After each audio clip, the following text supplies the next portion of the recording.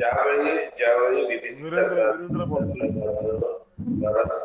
लागू केल्या, त्यानंतर मराठा महासंघातर्फे एक पॅनल होतं, ते व्हीपी सिंगना तिथे भेटलं.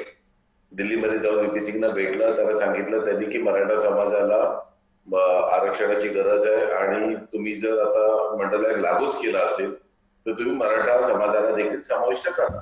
ही सरळ मागणी त्याच्यामध्ये केलेली, ते पत्रही आज माझ्याकडे.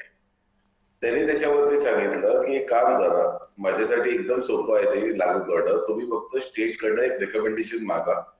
त्यावेळी कुठल्याही प्रकारचे आयोग वगैरे नव्हते, कुठल्या आयोगाच्या शिफारसी वगैरे लागायच्या नाही. त्यांनी सांगितलं की तुम्ही फक्त एक काम करा, तुम्ही स्टेट मधनं तुम्ही मुख्यमंत्र्यांचं रेकमेंडेशन द्या की तुम्हाला ताबडतोब मी इथे लागू करून देतो. त्यानंतर हे आलेलं जे शिष्टमंडळ होतं हे मुंबईमध्ये पुन्हा पवार साहेबांना भेटलं.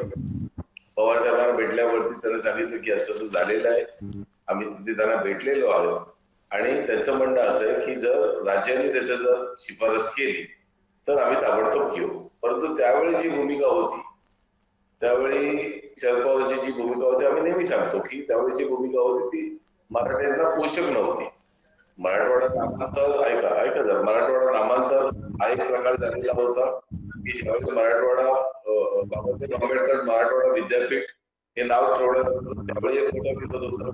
तोही त्यांनी केला, सामाजिक समतोलापायी त्यांनी केला असं आजही ते सांगतात. तो एक गोष्ट होती. त्यावेळी कुठलाही मराठा समाजाच्या नेत्याला देखील मराठवाड्यामध्ये फिरून देत नव्हते, त्यावेळी.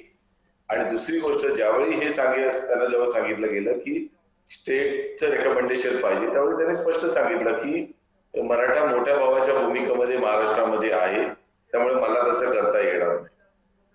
त्यामुळे त्यावेळी जर हा जर संपला असता, कारण त्यावेळी कुठलेही आयोग वियोग हे काढायचे, आता जे सर्व जे घेऊन बसले आहेत ना सीट्स ओबीसी मध्ये, ते कुठल्या आयोगाच्या शिफारसीमध्ये आले होते, कुठल्या यांनी आले होते. मग वीरेंद्र पवार, शेवटी प्रश्न हाच उपस्थित राहतो की इतकी वर्ष महाराष्ट्रानं मराठा मुख्यमंत्री पाहिले, त्यावेळी मात्र हा प्रश्न उपस्थित नव्हता झाला, किंवा शरद पवार यांच्या काळातले दोन्ही प्रसंग, तुम्ही असो किंवा आबासाहेब असो, यांनी देखील स्पष्टपणे महाराष्ट्रासमोर आज ठेवलेले आहेत. त्याच्यातही हाच प्रश्न उपस्थित होतो की त्यावेळी देखील यावर कुठला सोक्षमोक्ष लागलेला नव्हता.